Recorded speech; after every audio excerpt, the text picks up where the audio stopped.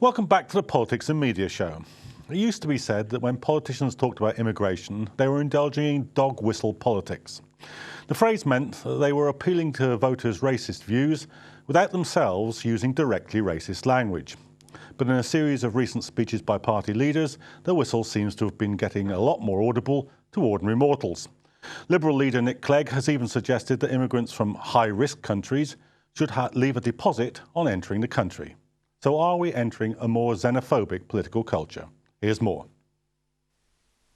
David Cameron gave a speech today proposing to limit benefits for migrants. More unexpectedly, Liberal Democrat leader Nick Clegg also announced on Friday recommendations for a new immigration system. His proposal would involve some entrants to the UK paying a cash guarantee, which would only be returned on their exit from the country. He hopes this would prevent immigrants from overstaying their visas. Controversially, Clegg also dropped a key proposal from the Lib Dem 2010 manifesto, that of giving amnesty to long-staying illegal immigrants. He claims he's abandoning this due to public opinion. According to the British Social Attitude Survey, 75% of the British public want to see a reduction in immigration, many believing migrants are snatching British jobs.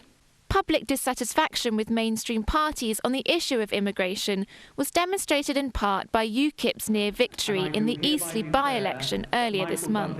Ever since 1945, we've had an immigration policy in Britain. Something like 30 to 50,000 people a year for that 50-year period came and settled in this country. Over the last 7 years, it's now between 500,000 and 600,000 people a year. Nothing like this has ever happened in our history. But in fact, it was the Liberal Democrats who won the by-election, and some Lib Dems will disagree with their leader's new position on immigration. Business Secretary Vince Cable has aired his concerns over the coalition's immigration policies. Last week, he criticised a pledge to reduce immigration to less than 100,000 a year as unattainable without damaging areas which benefit Britain, like international students. The Bishop of Dudley has also attacked politicians for disproportionately exaggerating the negative impact of immigration. As all the main parties toughen their stances on immigration, migrants in the UK may soon find themselves in an increasingly difficult position. Charlotte Hawkins, Islam Channel. Well, with me to discuss the issues are Awale Olad, who's a Public Affairs Officer at the Migrants' Rights Network, and Myriam Cherti, who's Senior Research Fellow at the Institute for Public Policy Research. Also on the phone is Mohammed Amin, the Vice Chair of the Conservative Muslim Forum. Welcome to the programme, everybody. So, Awale, what do you reckon's happening here? Because it sounds like the political spectrum is taking a massive leap to the right. Well, the first thing we can recognise from what's been said in the last few days is that all parties have now started their campaign strategy, and the first thing they need to hit over the head is immigration policy, and they all need to sound tough on immigration policy, and they also need to look like they're able to manage immigration properly and adequately, so they can obviously get votes out of it. What do you reckon's happening here then, Myriam? Well, I think we should draw a distinction between what's happening on a political level and what's happening on a policy level. I would like to slightly disagree with you, because I think that in terms of politics, the tough talk is continuing. It hasn't, it has increased slightly, but in terms of being kind of to the right, it has been to the right for a few years already, and this is due to kind of concerns from public opinion. In terms of policy, yes, I think it has shifted more to the right, but and that's mainly in terms of kind of the coalition kind of main policy for control over net migration figures, and that's the only policy that they have put forward so far. So there's a kind of a slight mismatch. Mohammed, I mean, isn't what's happening with the Tory party here that Nigel Farage is writing your policy for you? Mohammed, are you joining us? The key point is that we want the right people to come to this country. We don't want the wrong people to come to this country. We want people from Europe who will come here to work, and from outside the European Union, we want highly skilled migrants who bring talent and enterprise And conversely, from outside the European Union, we don't want low-skilled people. Look, sounds like if your coalition partner Nick Clegg gets his way, though, that right and wrong will equal rich and poor. It's not quite as simple as that, but there is a correlation. People who are able to earn a high salary normally have the talents that we want. People who are going to earn a low salary normally don't have the talents that we want. So talented people are rich and untalented people are poor. What do you think of that argument? Well, I think that's exactly what you're getting at the moment. You're getting the people on a high-skilled end of the immigration debate being allowed and promoted to come to the country, whereas people on the low-skilled level are being told, well, actually, we don't want you here, we don't like your kind here, and if you do come here, we're not going to give you benefits or housing or anything on that level. Whereas most people move for a better life. It doesn't matter if you're high skilled or low skilled. You move for a better life, better opportunities, and that's what we're getting at the moment. We're getting people who do come here. Who, for example, if we look at the immigrants who came here in between 2004 and 2006, they were Polish people. They were quite high skilled in their own way, but at the same time they ended up taking low skilled jobs because the economy was crying out for low skilled migration. The economy was crying out for people to work in the construction sector. And that's what we got. And on top of that, it actually has added 1% onto the UK's GDP. So it doesn't matter if you're high skilled, low skilled. What matters is what kind of immigration are we talking about? If we actually decipher through the debate, what you get is people don't like a certain kind of immigration, which always tends to be some kind of rhetoric against Eastern Europeans who want to come here. So the debate for the last few years has been around people not wanting Eastern Europeans coming to the country, taking jobs and actually competing in a place where it's quite very neoliberal, quite open. People can compete with each other for jobs here. And it just goes to show what kind of message are we sending out there to people around the world, saying you can't come here and compete for jobs and you can't come here and be part of the economy. Myriam, do you think the whole immigration debate is an irrational debate in the sense that these may be concerns that people have, but they're entirely misguided? It wasn't an influx of immigrants that caused the economy to crash in 2008. That was the banks going bust. It's the high prices of houses that mean that people aren't on the housing ladder, not the fact that there are immigrants here. So is there something about this which is simply an irrational debate? Absolutely. I think so far what we have is exactly an irrational debate, but also a policy response that's focusing on symptoms rather than causes.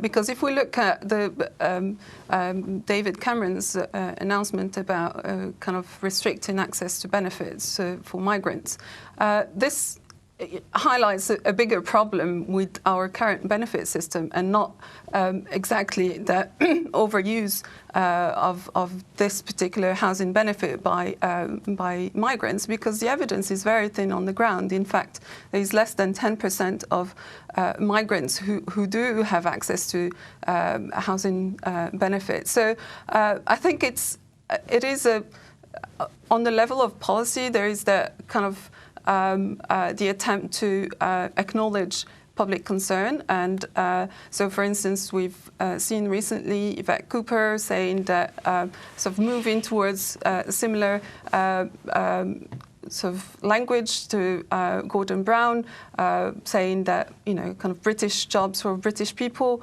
And that's because there is that concern at the sort of at the lower kind of level of the economy, and people are can see the impact of the crisis on jobs, and there is that fear that more migrants will just systematically take away the jobs from British people. I think the other problem that we have here is that so far the demand for low-skilled jobs will continue, and so for instance, as my colleague here mentioned, construction sector, domestic work, and all that. And what we have is kind of a redirection of or an indirect encouragement of illegal ways of entering the country to fill those gaps. And the evidence is there. Recent statistics have shown that there is an increasing level of trafficking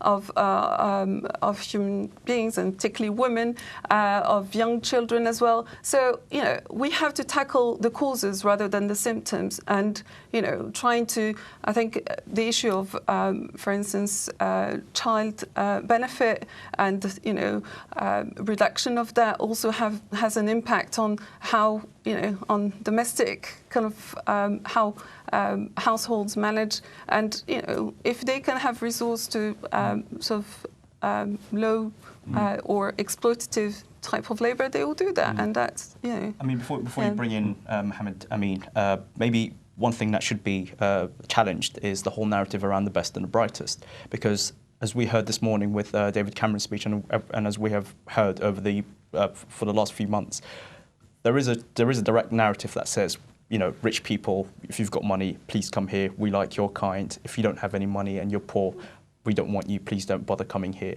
And that actually puts more pressure on things like the emotive issues like housing, where most housing through our planning system is now being provided internationally for people with a lot of money.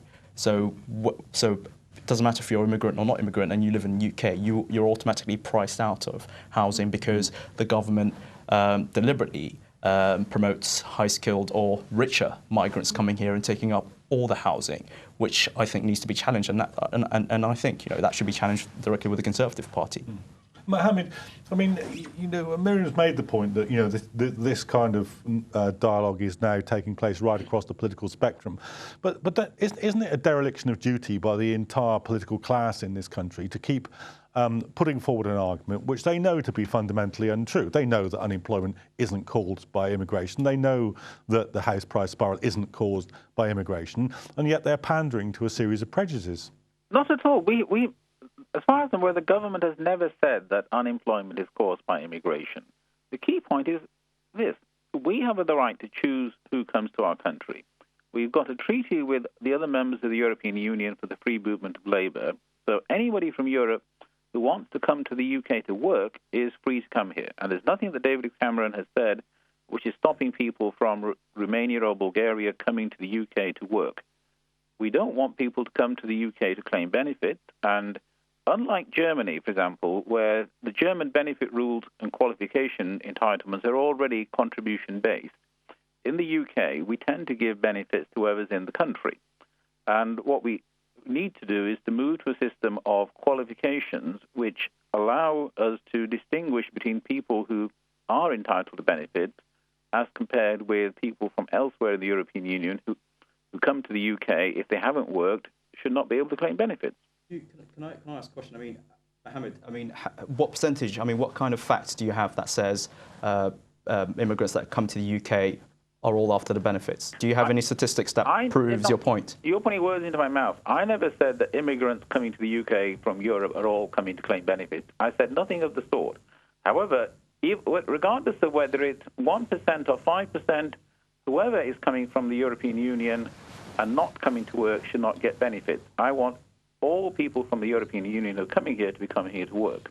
Well, with respect, Mohammed, if you make the point that the government is right to change the regulations so that people can't claim benefits simply when they get here, many people who are unaware of the subtle distinction between saying that and saying that there are a problem with such people already will miss that. They'll assume that you think there is a problem, that you think that these people are doing this, and that's why the government has to make a policy stance about it. Because if this problem doesn't exist, what on earth is the government doing, wasting our time by bringing forward a policy which has no meaning? Even if there are a few hundred people doing it, that is a few hundred people too many, and that's why Surely if there's a few hundred people doing it, it's a waste of parliamentary time. You're wasting voters' money, and you're wasting our time by discussing a problem which doesn't exist. I don't agree that it doesn't exist. The scale of the problem waits to be measured. Okay, so on this question of the sort of dog whistle politics element of this, most of the problem, if the problem exists, is a European problem at the moment. That's what when Nigel Farage speaks about the increasing figures, they're increases in figures produced by the agreement which the government has made with the European Union. The government, as even Mohammed says, has absolutely no intention of revising that agreement. But when it makes these speeches, it's calculating, or let me ask you, do you think that it's calculating that in voters' minds, they aren't seeing a Pole or a Bulgarian, they're seeing a Pakistani or a Bangladeshi? That could very likely be the point of the dog whistle politics, as you point out, and the Conservatives' chief strategist on winning the next general election is a guy called Lynton Crosby. He is the best at dog whistle politics. He's got a track record of bringing dog whistle politics, especially against immigrants, for electioneering purposes. And he has been successful in the past at whipping up racial tension and hatred between people just to be able to get his political masters into power. Putting that to one side, I think there is some more dog whistle politics going on. There is this whole debate is always within the turmoil of whether the UK should be within the EU in the future. So they don't say it so openly, but that is the point. And he is providing some red meat to his some people on his backbenchers, the very anti-EU wing of his party, whilst at the same time trying to tackle this difficulty around UKIP running them ragged around the country in key seats. I mean, if we look at East Leigh, what you have the Liberal Democrats winning and UKIP coming a close second. Why did the Liberal Democrats win? Because there was tactical voting with the Labour Party to get the Lib Dems in, just to keep UKIP out. And why was that the case? I mean, if you look at how much immigration has impacted East Leigh, what you see is only the migrant community there, foreign-born community there, are about 4 to 6%. Which is an increase since 2001 of, 2%. So immigration hasn't had a massive impact in East Leigh, but the issues were national. And most of UKIP's supporters, 80% of UKIP supporters, have difficulties with the government, with this government, and with previous governments around the issue around the economy. So immigration isn't the number one issue, it's the economy, which is why UKIP are gaining all these votes, because people are dissatisfied with this government's record on the economy and not on immigration. Mm. I mean, what do you make of Clegg's alteration in stance? Because if anything, the Liberal Democrats' position on immigration was to the left of Labour, as on other things. That's one of the reasons why they won votes at the last general election. This speech about people having to leave a deposit with the border guards as they come in, or exactly whatever the proposal is, that is a massive step to the right, isn't it? Absolutely. I think, again, this is still the obsession with numbers and trying to go hand in hand with the whole kind of controlling net migration figures. And I think the proposal is unworkable and practical, and it was sort of reviewed back in 2007 by Labour, and they soon came to the conclusion that it wasn't workable. So, and I think that the danger here in starting such a scheme is we're going to be unable to distinguish between the genuine migrant and the potential irregular migrant, because putting a price of £1,000 or more is not going to serve as a deterrent for a potential irregular migrant, but will serve as a deterrent for a genuine migrant who is willing to come and visit and spend money and contribute somehow. So it's very difficult to draw that fine line. I think, again, Nick Clegg's kind of proposal to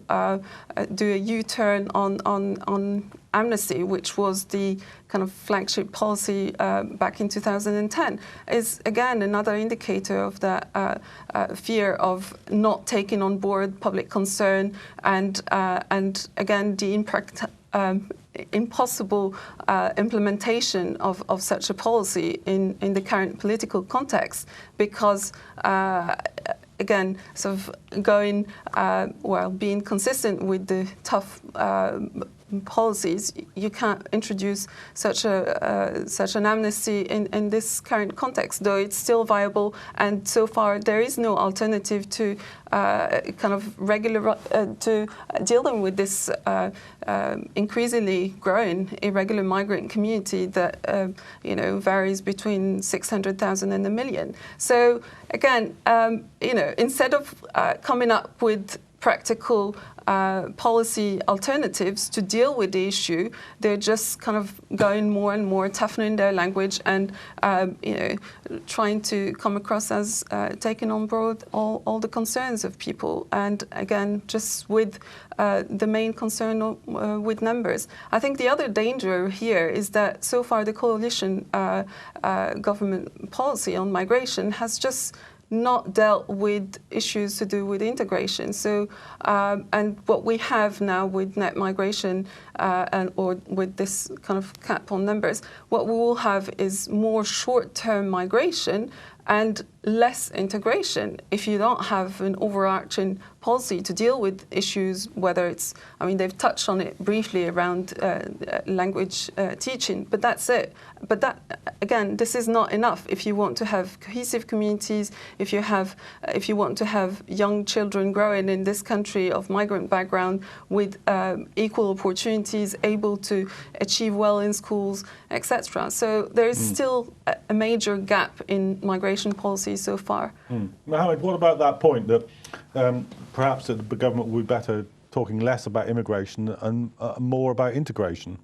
Well, let me answer that. But before that, I just want to go back to this dog whistle politics thing that you were talking about earlier. Because I did some canvassing in West London a few years ago over the telephone, and I was speaking to people who were clearly from an immigrant background, both from their names and from their accents.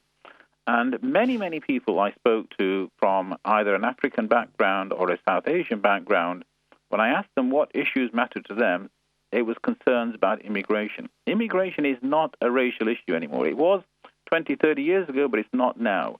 It's a genuine issue purely about who comes to this country, what they do, regardless of the color of their skin. Now, coming back to integration, this government believes very strongly in integration. That's why we want people to learn English. We want them to become part of British society if they want to stay here long term. I'm talking here about people coming from outside the European Union. Within the European Union, people are free to come and go as they wish and to work in whichever country they want to work. I've got a relative who's presently working for a German multinational in Bavaria. His children are going to German schools, but they have no intention of settling in Germany forever. And when his contract is up, I'm sure he'll come back to the UK. Mohammed, do you think what's going on here is that Mohammed is making a point which is increasingly accepted, that this is now sort of a detoxified issue, but in fact that simply means that the toxic character has become generalised? No, you're absolutely right. I mean, the main characters here are immigrants come here, they take your jobs, they add to the pressures on public services, and now they're after your housing and your benefits. I mean, those are the key characters that are overly reinforced within the immigration debate. And obviously that's still a very toxic issue. People are very emotive about those issues because they, in every single day of their lives, they are affected by waiting times on the NHS list.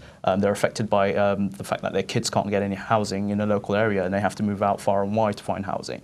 I mean, these things are emotive issues, and the government are very good at picking up on these issues and running with it. But there is a better team out there, and they're called UKIP, and they are kicking everybody up the behind on these issues. Myriam, can you see a point where the logic of this may get interrupted by anything? I think, well, again, I mean, it's very difficult to say at this point, but as I said, I think the only way for the coalition government to deal with the issue now is really to start dealing with the root causes rather than the symptoms. Because okay, well, that's a very good point where I'm afraid we are going to have to stop because we've run out of time, and we'll see in the future whether the coalition government does manage to deal with causes rather than symptoms. And we'll be looking at that future editions of the Politics and Media programme. Do join us.